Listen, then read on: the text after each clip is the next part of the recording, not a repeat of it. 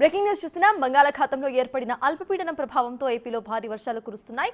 ఉత్తరాంధ్ర జిల్లాలో భారీ ఈదురుగాలులతో కూడిన వర్షం కురుస్తోంది. ఉత్తరాంధ్ర, దక్షిణ కోస్తా జిల్లాలపై అల్పపీడనం ప్రభావంతో భారీ వర్షాలు కురవబోతున్నాయి.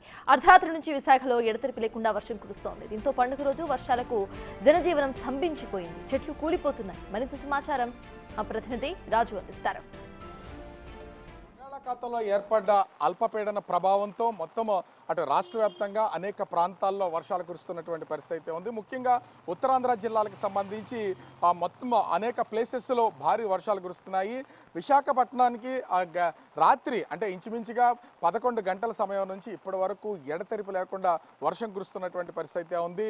ముసురు పట్టేసినటువంటిది మనమైతే చూడొచ్చు. ఒక విధంగా చెప్పాలంటే విశాఖ నగరంలో ఈరోజు దసరా పండగ టైంలో జనజీవనం అంతా ఒక విధంగా స్తంభించిందని చెప్పాలి. ఎందుకంటే ఒక పండక్కి ఇంట్లో పూజలు చేయడంతో పాటుగా పూజా సామాగ్రి కొనుగోలు కానీ లేకపోతే ఆ చుట్టాలు రావడం వెళ్ళడం ఇట్లాంటివన్నీ జరుగుతాయి. కానీ కంటిన్యూగా వర్షం వదలకుండా కురుస్తున్నటువంటి నేపథ్యంలో, ఎందుకంటే భారీ వర్షం కురిస్తే కొంతసేపు వర్షం కురిసిన తర్వాత ఆటోమేటిక్గా వర్షం అనేది ఆగిపోతూ ఉంటుంది. కానీ కంటిన్యూగా వర్షం కురుస్తున్నటువంటి నేపథ్యంలో తీవ్రమైనటువంటి అంటే ఇబ్బందులు ఉన్నాయి. దీనికి తోడు ముసురు ప్రభావంతో ప్రజలెవరూ కూడా బయటకు వచ్చే పరిస్థితి అయితే కనిపించడం లేదు.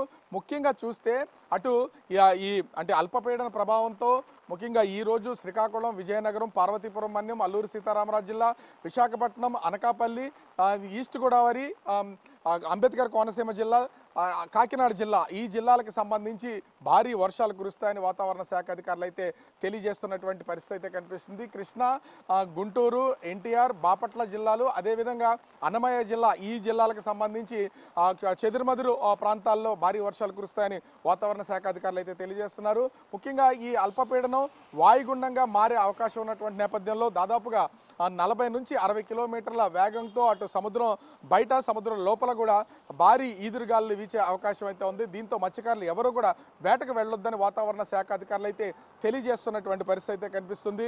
ఓవరాల్గా చూస్తే ఇప్పటికే రాష్ట్ర ప్రభుత్వానికి సంబంధించి మొత్తానికి అధికార యంత్రాంగాన్ని అయితే ప్రస్తుతం అప్రమత్తం చేసినటువంటి పరిస్థితి అయితే కనిపిస్తుంది. ఎక్కడ ఎలాంటి ఇబ్బందులు కలగకూడదు, భారీ వర్షాలు కురిసినా కూడా ఆ వర్షాల ప్రభావానికి ఎవరికి అంటే ప్రాణ నష్టం అనేది ఉండకూడదు.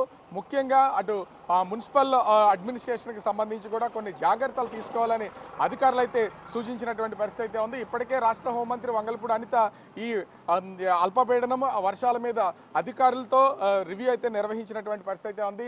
ఎస్డిఆర్ఎఫ్ టీమ్స్ అన్నీ కూడా సంసిద్ధంగా ఉన్నాయని అధికారులు అయితే తెలియజేసినటువంటిది అయితే ఉంది.